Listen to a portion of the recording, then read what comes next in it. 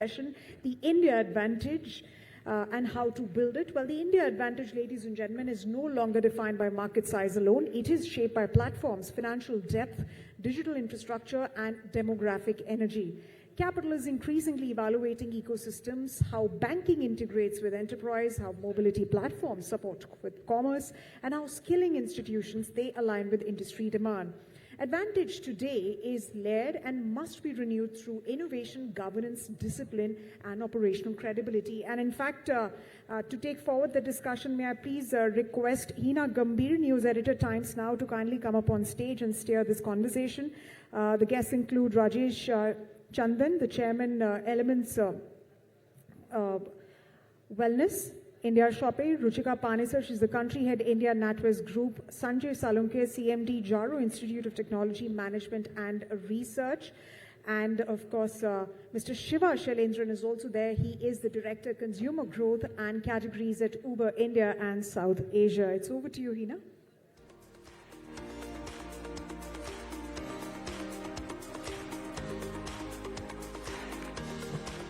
Thank you, Sumita.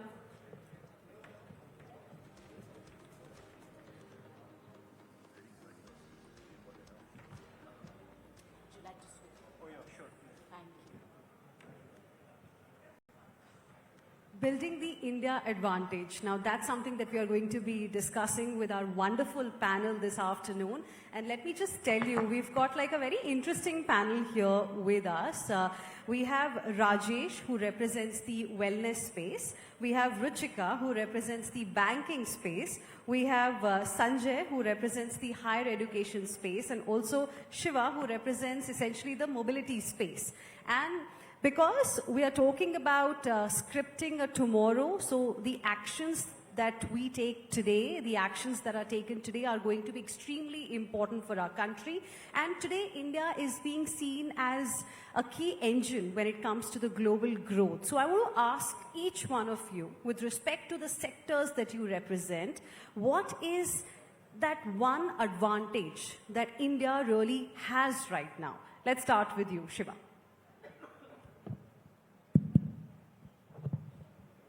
Well, I'm representing Uber. I'm sure most of you have been customers of Uber. We've been in India for close to 13 years now. The reality of the business is we have diversified quite a bit in the last 13 years. What started as a typical four-wheeler ride-sharing company has now diversified into four-wheelers, three-wheelers, two-wheelers, going deeper into the market with metro ticketing. And all of this is because consumer preferences are shifting, right? And this is a very, very unique thing about India.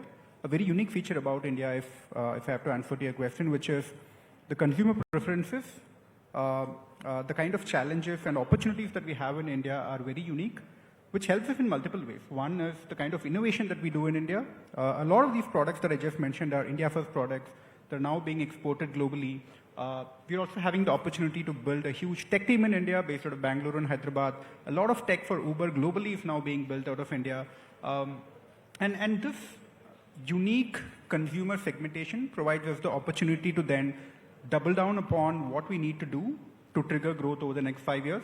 And the ambition keeps shifting. What started as just a four-wheeler ride-sharing player, the ambition has now shifted to becoming a one-stop shop for mobility for all consumer needs in India, right? And that requires a very different mindset, a very different strategy and an approach to how you approach the market. So I think which also requires you to be on your toes all the time, because if preferences are shifting, absolutely, things are evolving, so you have to also sort of ensure that you cater to your customers accordingly. Interesting. Ruchika, what is your view? What is that one India advantage that we have right now? Thank you, Hina. First of all, thank you for having me. Hi, I'm Ruchika. I'm part of the NatWest Group. We are a UK bank. And when you think about banking, very much so banking is transforming based on consumer expectations changing. That's the only constant, is how consumer expectations are changing across the globe. And for us, the India advantage is in the demographics, is in the talent play. When you think of us, we in India are about 18,000 colleagues. We're about a third of the global bank in the country. And we're a microcosm of the global bank, right? We run a lot of our technology, data, AI finance, risk, operations out of India. And we take advantage of that phenomenal talent base that we have, the pace of skilling that's happening in the country, as well as, if I may, over the last half a decade, the innovation that has happened in the digital public infrastructure all the way up and down the stack, and how that has had an effect on that demographic and the talent is what we are taking advantage of even as we build our teams here. Okay. Talent pool, demographic dividend, great. Rajesh, Chandan, what is your view? Today, if you see the internet costs in India, it's just 10 to 15 rupees per GB. Compared to the world, where is the average is around $3 to $4 per GB. This has made an India advantage to scale up at a larger level. A smallest tier 2 or a tier 3 cities can also export their goods, can reach to the global audience across. We at Elements Wellness, we have 900 plus shops across India, point of sales. We have 5 lakh plus wellness experts. We make sure that all our transactions are 100% digital. That's an added advantage. Through the internet connection, we are able to reach to the remotest location. I'm a part of something called National Traders Welfare Board of India, which is the government of India's part, which conducts meeting every week and make sure that every individual trader across India, they can give their queries to the government and they get resolution. More than 2,350 resolutions we are given, which means it builds the confidence to the last point, to the last trader also, that Indian digital economy is helping them to scale up to the biggest level. So that's the India advantage of what we have today. Okay. Shiva. I'm Sanjay. Oh, sorry. That's okay. So I'm from Jar Education. Jar Education is 2009 formed company, 16 years bootstrap in EdTech, where the space is little defamed or whatever, but profit making since inception, and dilution only done when we got listed on 30th of September last year. Okay. To your point, demographics are in favor of India. 65% of our population is below the age of 35. That's one biggest advantage. Second advantage is in India, we first tell our kids, learn. And later on, if it is difficult, earn and learn. Right? And if you look at the global market on digital learning, EdTech is globally around $250 billion US, and is expected to be more than $400 billion US by 2030.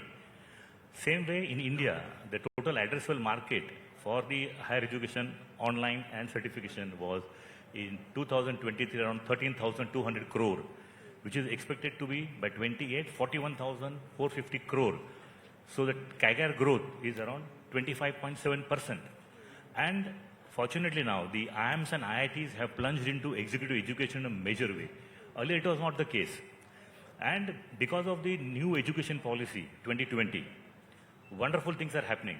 The online degree diplomas are put at par with the conventional degree diplomas.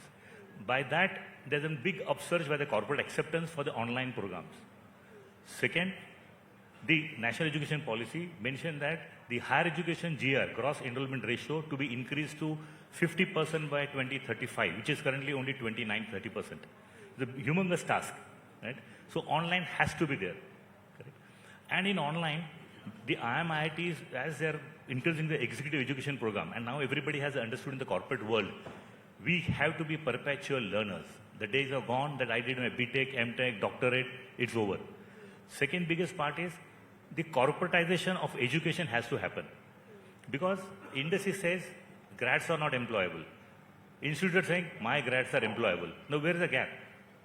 The gap is, with due respect to all academicians, maybe sitting here or across the globe, you're not gone on the shop floor. You're not working in the industry. You cannot teach merger acquisitions or valuation from book. Right? Did you do 2-3 merger acquisitions? Even simple example like an HR guy who has handled strike can tell about what is strike, what is layoff, what is lockout. But you cannot read a book and say section 2Q under Industrial Disputes Act defines strike as cessation of work, blah, blah, blah kind of thing. So the teachers will have to go to the industry. Teachers have to be the leaders and leaders have to be teachers. So when the corporate guys will come in the academia and tell what is required by the corporate world, then only the actual education will be fruitful, meaningful. Then only this, all grads are going to be employable. And now degree days are gone. Nobody is going to look at, after some time maybe, degree and diploma. What skills you bring along with it? Including IBM, Google, Microsoft, they said, okay, degree as mandatory one part is okay. But what your skills, what project you handle, what exposure you got and you are bringing. So India advantage is the parents will not take some fancy clothes for themselves, but they educate the kids. The Asia, particularly more of the psychology is learn. I will give you an example if you don't mind. Now, when they take people or the medical professionals have understood that we have to be jack of all. The days are gone, that I am master of my own domain. Everybody. So we were just giving a program to IIM Trichy 3 years before. So we gave a program on healthcare management. They said, healthcare management niche area, will you get the learners? We said, yes, we'll get the learners. Out of 93 learners we got, 27 doctors. So while giving a talk, I asked one doctor, you will be in OT, operation theatre, or you will handle finance? He said, Dr. Salonki, we did that mistake for the last 15, 20 years. We were only in the OT. Where the money has gone, I don't know. So now when I have to start my own hospital, I should know finance, I should know HR, I should know marketing, I should have some glimpse of IT, right? So this is how the things are changing. When IT guys want to start their own organizations, they want to understand finance. But then, Sanjay, we are also living in the age of AI, where everything is going to be dominated by AI. I mean, today, if I want to know about a particular subject, I just need to quickly go to, one of the apps that's available, ask the question, and then I get the answer within seconds. I mean, that's how fast the system really is today. So do you think our education system is aligned to the future needs, because the future is going to be dominated by AI? Yeah, you are correct. AI is going to support. AI is not going to replace the teachers entirely. Okay, they will supplement. Right? So a teacher will understand the psychology, the learner's ability, and give an exact example which he is asking for. AI can give, but again you have to be careful what information you get from where, how authenticate, how good, proper, and I think it will take some time to we learn only directly from robots or machines or from AI. Still that teacher or my kids should go to school and all that is bound to be there. And only thing I just mentioned, the teachers, like I give a good example, I'm Ahmedabad. I'm Ahmedabad, lot of faculties on the board of the companies. Now when you learn in the board meetings, right, you come and give it back in the classroom. That's why the employability is best in Ahmedabad and all those top-notch institutes. So that we'll have to learn. Let the teachers go to the industry. Okay. Rajesh, now the question really is also how we need to be globally competitive. There is, a cost advantage that India really has. Prime Minister Narendra Modi, before the budget session of Parliament and before the budget was presented, made a very important point that Indian companies need to now focus on quality. If we want our products to be picked in the world, then we need to focus on quality. So what is being done to also get trust and aspiration for Indian products that are made in India? See, the global consumer today trusts, like he is not thinking where the product is being made. He is actually looking for the quality of the product.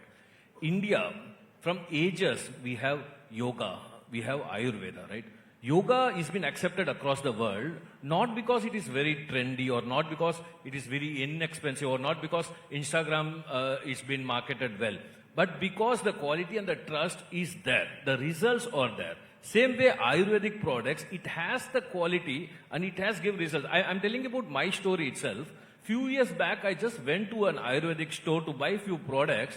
When I entered into, I was not pleased with the store. The products results were good, but the packaging quality was not that good. Like it was very shabby, right? Then I thought, why not we explore? Why not we export this same thing to the world with a better packaging, with a science-backed system? And that's how the quality came into place, and that's how today I am able to sell more than 1,500 crores of products year on year to the world.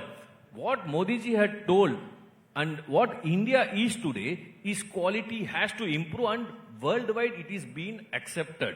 everywhere towards in the world, when the quality, Indian quality is highly appreciated rather than any other country's quality. Today with these FTAs and with these new things, when India has been opening up to the world, it has a greater advantage. So India is going to lead in a better way. Yes, quality is very, very important, and trust is also very, very important, and we've been giving this from ages, and that's why it has been accepted across the world. Do you agree, Ruchika? You know, before I get into this question, if it's okay, I'd like to build upon the prior conversation that was about still anchoring on talent. I think there was a point being made about readiness of talent, and at NatWest we depend on, tier 1 schools and bring in great talent every year and rely on that heavily. But I think that there is a partnership between industry and academia that has to be real.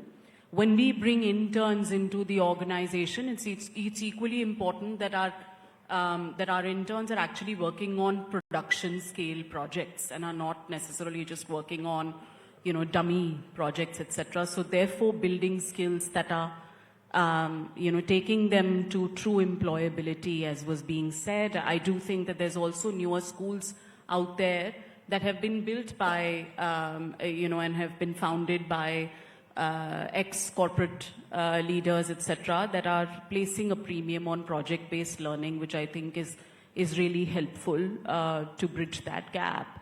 For us at NatWest, it is long gone about, you use the word cost.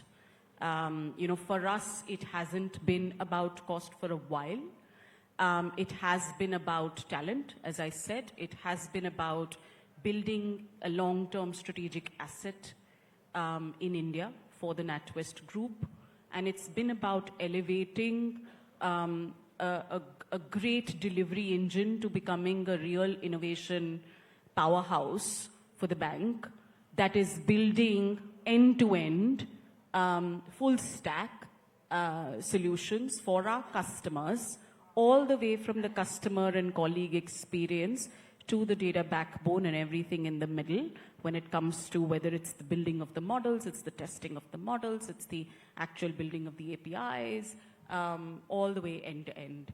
And that has been about true value creation and driving enterprise KRs, key results, versus about doing things because, commodity. I hope that's helpful. I'll also talk to you about the challenges that your sectors really are facing. But before that, Shiva, how are India's unique mobility challenges making it a global R&D lab for Uber with learnings used purposefully, say, in other markets?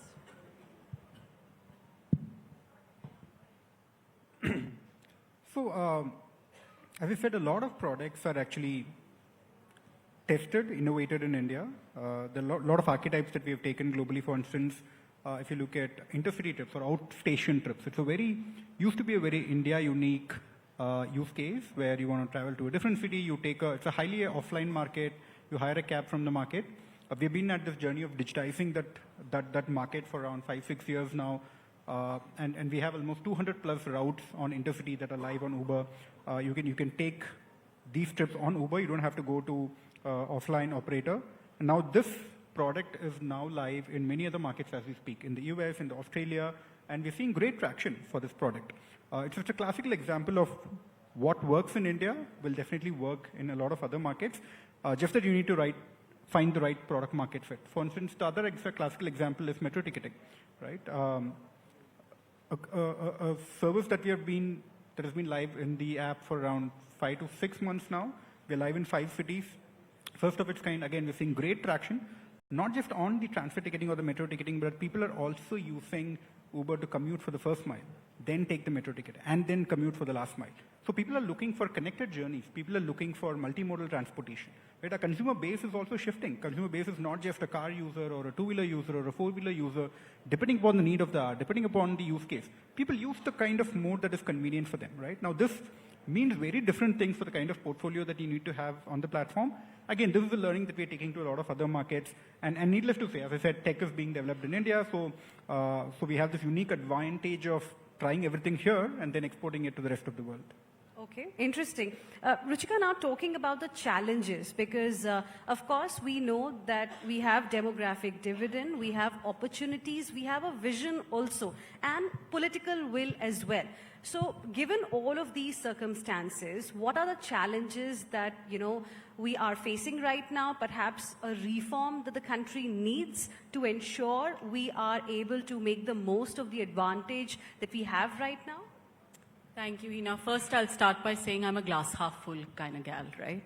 As I often say. So I don't tend to think of these as real challenges. I think of them as phenomenal opportunities. See, we've always turned the crisis into opportunities. Absolutely, absolutely. And I think these are at two levels. One, I'll start with the country because that's where you're anchoring. I think for us, as has been said, really getting our people and the strength of the demographic into that deep skilling quickly is going to be really important, and readying the country for wide-scale adoption of AI is going to be a very important lever into where we are going. I think we are poised though. I think, one, the unparalleled demographic, two, the investments at all levels of the stack, yeah?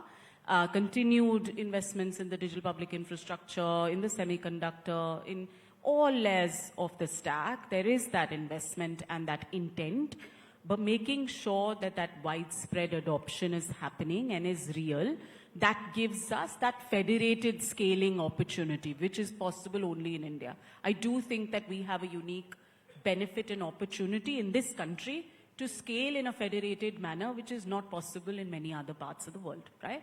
For us in banking, and closer home, for us in banking, consumer behaviors are changing, consumer expectations are changing, and for us, our challenges or opportunities are really about building those connected consumer experiences in digital banking based on consumer needs and wants, and building more productivity for our colleagues in the next iteration. How do we innovate faster, right? How do we fulfill the needs of our customers faster, and do so in a world which is AI-powered but human-centric? That's the unique, interesting nuance and challenge that we're sitting on. And, we have proof points that we can scale AI in everything that we've done in 2025. We have many examples within the organization and in everything that we do where we have scaled, the adoption of AI as well as the use cases in the consumer base. It's about now taking that and doing that in a faster way, Okay. and driving to more consumer benefits. Okay. Sanjay, one reform perhaps that's the need of the hour. The way I said, the educationist should go to the industry. That's one. The government of India has done good work. NEP 2020 done good work. Viksit Bharat. You have multiple platforms like Swayam, NPTL, right? Democratization of education has happened now because of the technology advancement. So the people maybe in rural India, we in metros we feel because we have best of the best faculties to teach and educators. What about the rural India? Because one of my faculty, when I did my MBA, he taught me, mind-boggling. I said, if such faculties are available to the people in Kolhapur, Sholapur, Begusarai or Jabalpur, the rural India, the real diamonds and jewels are also in rural India, right? And that's because of online and this digital learning, this is possible now. So the people never dreamt that I can learn from IIM Ahmedabad or IIM Trichy or IIT Madras, IIT Delhi. Now because of the tech platforms, it is possible. That is also pushing up the talent a lot. And the corporate world has also realized that, as I said earlier, but we had to be perpetual learners. Every 2-3 years, we have to keep on learning. Right? And there's a lot of entrepreneurship happening in India. That will push the economy a lot. So hats off because of Viksit Bharat 2047 or whatever the steps being taken. That has given a good push, and I think the future is very bright. Okay, future is bright, Rajesh, but is there any challenge that you want the government to immediately address? In UK, there is a Ministry of Happiness. In UAE, there is a Ministry of Tolerance. Okay, if India and the globe has something on Ministry of Global Happiness Index. Today, India needs a healthier world, right? If we can cater to a healthier world, how it can be healthier is because of prevention, right? Rather than cure, if we start early and start prevention, if government comes with a reform that from the age of 25 itself, you will have to practice these things and measure the happiness, then I think at the age of 45, they won't end up in hospitals, rather they will be happier at home. If some reform like this comes in place, because we have to see the real Bharat, where it lies. We know that India is targeting a $10 trillion economy, whether it is targeting to a $10 trillion healthy economy. Where will all this money be useful? If we are wealthier, it's not useful. It should be healthier. So I want to inform the government that we should have some sort of a thing where we can make India healthier and wealthier. Thank you. I think everybody agrees to the point and the suggestion that you gave. Thank you very much. We're completely out of time, but appreciate all of you for joining us today. Thank you.